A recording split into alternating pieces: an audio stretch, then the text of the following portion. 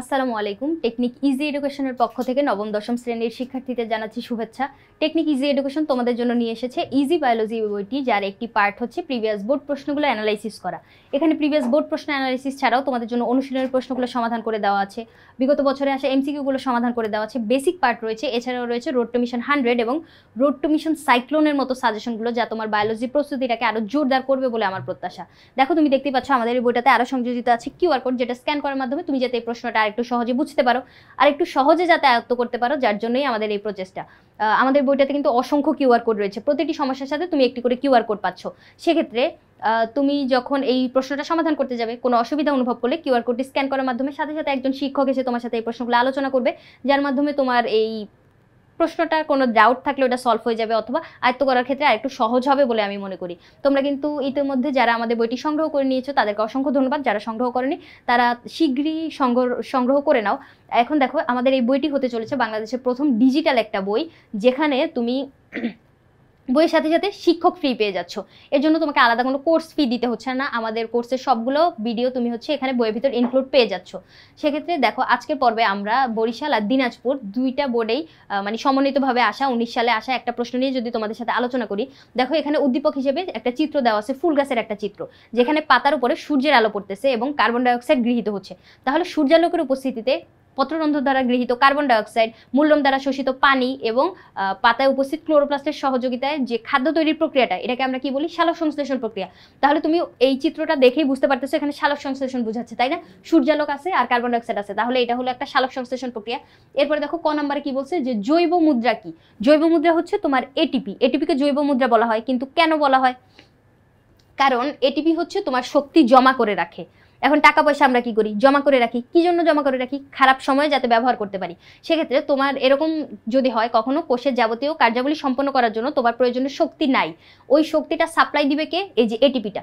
এটিপির একটা প্রান্তীয় ফসফেট বের হয়ে যাবে বা ভেঙে যাবে, ওই প্রান্তীয় ফসফেট বিযুক্ত হওয়ার মাধ্যমে আমরা নির্দিষ্ট পরিমাণ একটা শক্তি পাই। ওই শক্তিটা তোমার ওই সময়ে কোষের যে শক্তির ঘাটতি আছে, ওই ঘাটতিটা পূরণ করে কি করবে? ওই শারীরবৃত্তীয় প্রক্রিয়াগুলো অথবা কিছু বিক্রিয়া সম্পন্ন করতে সাহায্য করবে। সেক্ষেত্রে আমরা এটাকে কি বললাম? জৈব মুদ্রা। জৈব মুদ্রা ছাড়াও এটিপিকে আরো বিভিন্ন নামে ডাকা হয়, জৈব মুদ্রা বা এনার্জি কয়েন, বায়োলজিক্যাল কয়েন, তারপরে রিচার্জেবল ব্যাটারি, এরকম বিভিন্ন নামে ডাকা হয়। তাহলে জৈব মুদ্রা কি জিনিস? এটিপিকে জৈব মুদ্রা বলা হয় বা শক্তি মুদ্রা বলা হয়। কি জন্য? শক্তি জমা করে রাখে, আবার প্রয়োজনে শক্তি সাপ্লাই দেয় এই জন্য। এবার অবাধ শোষণ অপেক্ষা সবাধ শোষণে বেশি শক্তি তৈরি হয় কেন? অবাধ শোষণের থেকে সবাধ শোষণে বেশি শক্তি প্রয়োজন হয়, বেশি শক্তি তৈরি হয় কারণ এখানে অক্সিজেন থাকে। গ্লুকোজের সম্পূর্ণ জারণ ঘটার জন্য তোমার অক্সিজেন প্রয়োজন, যে অক্সিজেনটা তোমার সবাধ শোষণে থাকে।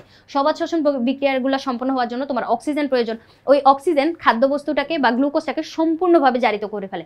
সম্পূর্ণ জারণের মাধ্যমে কি হয়? এখানে অনেক পরিমাণ শক্তি উৎপন্ন হয়। আমরা এই যে সবাধ শোষণ প্রক্রিয়াটাতে 38 অণু এটিপি পাই, এখানে 38 অণু এটিপি পাবো। আর যে অবাধ শোষণ যেটা, সেখানে কি হয়? তোমার অল্প পরিমাণ, শুধুমাত্র 2 অণু এটিপি আমরা এখানে পাই। দেখো, সবাধ শোষণ প্রক্রিয়া এখানে কি হয়? আমরা জানি সবাধ শোষণ প্রক্রিয়ায় 38 অণু এটিপি তৈরি হয়। যেহেতু এখানে অক্সিজেন উপস্থিত থাকে, অক্সিজেনের উপস্থিতিতে খাদ্যবস্তুটা সম্পূর্ণভাবে জারিত হয়ে যায়। সম্পূর্ণ জারিত হয়ে 38 অণু এটিপি আমরা শক্তি পাই। এরপরে অবাধ শোষণ, যেখানে অক্সিজেনের উপস্থিতি প্রয়োজন হয় না, কিন্তু এনজাইম দ্বারা খাদ্যবস্তু ভেঙে যায়। এনজাইমের উপস্থিতিতে যেহেতু ভাঙে, এখানে কি হয়? গ্লাইকোলাইসিস যে ধাপটা, এটা সবাধ অবাধ দুই প্রকারের শ্বসনে তোমার কমন পড়ে। এখন এই যে গ্লুকোজের যে জারণটা ঘটলো, এটার মাধ্যমে মানে এটা তোমার দুইটা পর্যায়ে সেম পরিমাণ উৎপাদ আমরা পাই। কিন্তু এর পরবর্তী যে ধাপগুলা, ওখানে সবাধ শোষণের ক্ষেত্রে তোমার অ্যাসিটাইল কোয়ে, ক্রেবস চক্র, ইলেকট্রন প্রবাহতন্ত্র, এগুলো সম্পন্ন হয়। সেখানে তোমার অক্সিজেন থাকে, যার জন্য অনেক বেশি শক্তি উৎপন্ন হতে পারে। কিন্তু এইখানে যে পাইরুভিক অ্যাসিডের বিজারণ, সেখানে তোমার অক্সিজেন না থাকার কারণে অল্প একটু শক্তি আমরা পাই। দেখো, শুধু 2 অণু এটিপি এখানে তৈরি হয়। তাহলে কোথায় 38 অণু আর কোথায় 2 অণু? তুমি বুঝতেই পারতেছো যে তাহলে সবাধ শোষণে যেহেতু অক্সিজেন থাকে, যার জন্য বেশি শক্তি উৎপন্ন হয়। এরপর গ নাম্বারে আমাদের কি বলছে দেখো তো, চিত্র এক্স এর সংগঠিত প্রক্রিয়া। চিত্র এক্স এর সংগঠিত প্রক্রিয়াটা কি? এটা তোমার সালোক সংশ্লেষণ প্রক্রিয়া। এখন সালোক সংশ্লেষণ প্রক্রিয়া তুমি প্রথমে সংজ্ঞাটা লিখবা। সবুজ উদ্ভিদ সূর্যালোকের উপস্থিতিতে পত্ররন্ধ্র দ্বারা গৃহীত কার্বন ডাইঅক্সাইড, পাতায় আগে থেকে উপস্থিত ক্লোরোপ্লাস্টের সহযোগিতায় শর্করা জাতীয় খাদ্য এবং মূলম দ্বারা গৃহীত শোষিত পানি বলি নেই। সবুজ উদ্ভিদ কি করবে? সূর্যালোকের উপস্থিতিতে কার্বন ডাইঅক্সাইড গ্রহণ করবে, মূলম দ্বারা পানি শোষণ করবে, শর্করা তৈরি করবে। এছাড়া কি করবে? এখানে উপজাত দ্রব্য হিসেবে অক্সিজেন আর পানি তৈরি করবে। এই প্রক্রিয়াটাকে আমরা কি বলবো? সালোক সংশ্লেষণ প্রক্রিয়া। এখন সালোক সংশ্লেষণ প্রক্রিয়া আবার তোমার দুইটা ধাপে সম্পন্ন হয়। একটা হচ্ছে তোমার আলোক নির্ভর আর একটা আলোক নিরপেক্ষ। আলোক নির্ভর যে পর্যায়টা, এখানে কি হয় দেখো তো, আলোক নির্ভর পর্যায়ে তোমার হচ্ছে ফটোলাইসিস ঘটে। এখানে পানির অণু ভেঙে যায়, পানির অণু ভেঙে গিয়ে এখানে একটা প্রোটন, একটা ইলেকট্রন আর হচ্ছে এক তোমার অক্সিজেন তৈরি করে। আমরা যে বলি সালোক সংশ্লেষণ প্রক্রিয়ায় উদ্ভিদ আমাদেরকে অক্সিজেন দিচ্ছে, সেই অক্সিজেনটা কিন্তু এই পানি থেকে আসে। এরপরে NADPH, যেটা NADPH হচ্ছে তোমার বিজারিত হয়, যেটা এই প্রোটন দ্বারা, প্রোটন এখানের সাথে যুক্ত হলে কি তৈরি হবে দেখো তো, NADPH2। আবার কোষে আগে থেকে ভেঙে থাকা একটা এডিপি, ওইটা সূর্য শক্তিকে আবদ্ধ করে কি করবে, এটিপিতে পরিণত হবে। তাহলে এটিপি আর NADPH2 এই দুইটাকে একসাথে আমরা বলবো হচ্ছে আত্তীকরণ শক্তি। এই আত্তীকরণ শক্তিটার পরে মানে এতটুকু সম্পন্ন হওয়ার পরে তোমার হচ্ছে আলোক নিরপেক্ষ পর্যায় শুরু হয়। নিরপেক্ষ পর্যায়ে কি হবে, তোমার হচ্ছে কার্বন বিজারণের গতিপথগুলো সম্পন্ন হবে। এখানে আমরা 3টা গতিপথ আজ পর্যন্ত আবিষ্কার হয়েছে। দেখো, নিরপেক্ষ পর্যায়ে C3 চক্র সম্পন্ন হবে, C4 অথবা ক্রেসুলেসিয়ান অ্যাসিড বিপাক।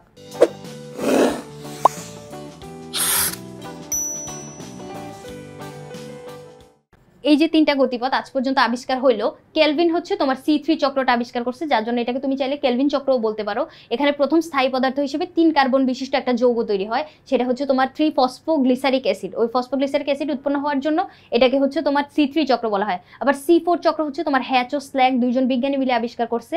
এই যে হ্যাচ ও স্ল্যাগ যেই চক্রটা আবিষ্কার করছে, এখানে তোমার প্রথম স্থায়ী পদার্থ হিসেবে 4 কার্বন বিশিষ্ট অক্সালো অ্যাসিটিক অ্যাসিড পাওয়া যায়, যার জন্য এটাকে হচ্ছে তোমার C4 চক্র বলা হয়। এটা হচ্ছে তোমার উন্নত উদ্ভিদে সম্পন্ন হয়, মানে বড় বড় বৃক্ষ জাতীয় যে উদ্ভিদগুলা। আর এটা হচ্ছে তোমার ঘাস জাতীয় উদ্ভিদে সম্পন্ন হয়।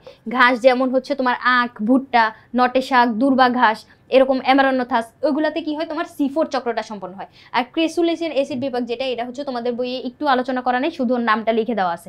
তাহলে এই যে প্রক্রিয়ার মাধ্যমে আলোর উপস্থিতিতে অথবা অনুপস্থিতিতে এই যে চিত্র এক্সটা সম্পন্ন হয়, তার মানে হচ্ছে সালোক সংশ্লেষণ প্রক্রিয়া যে সম্পন্ন হচ্ছে, এই প্রক্রিয়াটা হচ্ছে আমরা ব্যাখ্যা করলাম কিভাবে। এখানে কিন্তু তুমি চাইলে এটার যে বিক্রিয়াটাও লিখে দিতে পারো। দেখো, 6 অণু কার্বন ডাইঅক্সাইড, 12 অণু পানি, আলো আর ক্লোরোফিলের সহযোগিতায় গ্লুকোজ তৈরি করলো। গ্লুকোজ, তারপরে হচ্ছে উপজাত দ্রব্য হিসেবে এখানে কি তৈরি হলো, পানি আর অক্সিজেন। এই জায়গাটা হচ্ছে আমাদের উপজাত দ্রব্য। এখন উপজাত দ্রব্য কি জিনিস বা বাই প্রোডাক্ট, এটা আমাদের মূল উদ্দেশ্য ছিল হচ্ছে শর্করা তৈরি করা, কিন্তু শর্করার পাশাপাশি যেহেতু এখানে পানি আর অক্সিজেন তৈরি হয়ে গেছে, যেটা আমাদের কাঙ্ক্ষিত উৎপাদ ছিল না, কিন্তু যেহেতু উপকারী কিছু পদার্থ আমরা পাইলাম, সমস্যা নেই।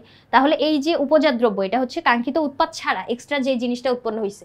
এখানে এই যে আলোক নির্ভর আর নিরপেক্ষ ভিতরে আরেকটু ইনফরমেশন দিয়ে দিবা, যেগুলো যে আমি মুখে ইনফরমেশনগুলো বললাম, এগুলো হচ্ছে এখানে ইনক্লুড করে দিবা।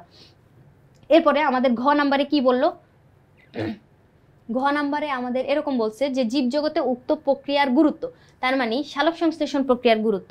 এই প্রক্রিয়াটার গুরুত্ব তো অনেক বেশি, যেটা হচ্ছে তুমি কি করবা, পয়েন্ট আকারে হচ্ছে এখানে রিপ্রেজেন্ট করবা। সালোক সংশ্লেষণ প্রক্রিয়ার গুরুত্ব বলতে সবার প্রথমে আমরা জানি যে খাদ্যের সাপ্লাই দিচ্ছে। সালোক সংশ্লেষণ প্রক্রিয়ায় খাদ্য তৈরি হচ্ছে, যে খাদ্যটার জন্য পুরা প্রাণীকুল উদ্ভিদের উপর নির্ভর করতেছে। খাদ্য ছাড়াও আমরা তারপরে বাসস্থান, বস্ত্র, ঔষধ, এগুলোর জন্য কিন্তু এই উদ্ভিদের উপর নির্ভর করতেছি।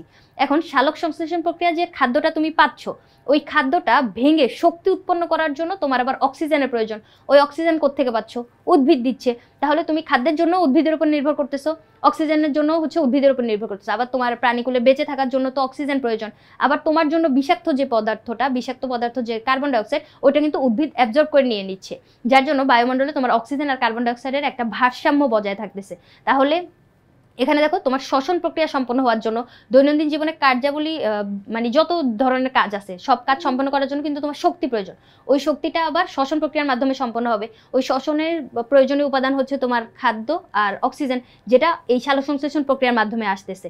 আবার এখানে দেখো, যে মানব সভ্যতা টিকিয়ে রাখার জন্য আমরা পেট্রোলিয়াম, ডিজেল, প্রাকৃতিক গ্যাস, এগুলোর প্রয়োজন হয়।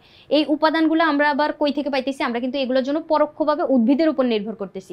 উদ্ভিদ কিন্তু আমাদের জীবনে মানে গুরুত্বপূর্ণ একটা ভূমিকা পালন করে। মানে উদ্ভিদ যদি বংশবৃদ্ধি না করে, অথবা উদ্ভিদ যদি বিলুপ্ত হয়ে যায়, সেক্ষেত্রে প্রাণীকুল কখনোই টিকে থাকতে পারবে না। তাহলে জীবজগতে এই প্রক্রিয়াটার গুরুত্ব মানে শুধু মানুষের ক্ষেত্রে না, অন্যান্য জীবদের ক্ষেত্রে, মানে প্রাণীকুলকে টিকিয়ে রাখার জন্য তোমার এই যে সালোক সংশ্লেষণ প্রক্রিয়াটা, এটা গুরুত্বপূর্ণ একটা প্রক্রিয়া। এখন এই প্রক্রিয়াটার গুরুত্ব যেহেতু বর্ণনা করছে, যে কোনো গুরুত্ব বা বর্ণনামূলক প্রশ্ন চেষ্টা করবো হচ্ছে পয়েন্ট আকারে লেখার, কারণ অনেক বেশি বর্ণনা হচ্ছে টিচাররা এটা মানে পড়ার ধৈর্য থাকে না, তুমি তোমার খাতা টিচারকে যত বেশি পড়াইতে পারবা তত তোমার বেনিফিট। তাহলে পয়েন্ট আকারে যদি ইনক্লুড করো সেক্ষেত্রে কি হবে, টিচার হচ্ছে তাকালেই বুঝতে পারবে যে এই পয়েন্টগুলো তুমি জানো, মানে ইনফরমেশনগুলো তুমি সঠিকভাবে জানো, এটা বুঝতে পারবে।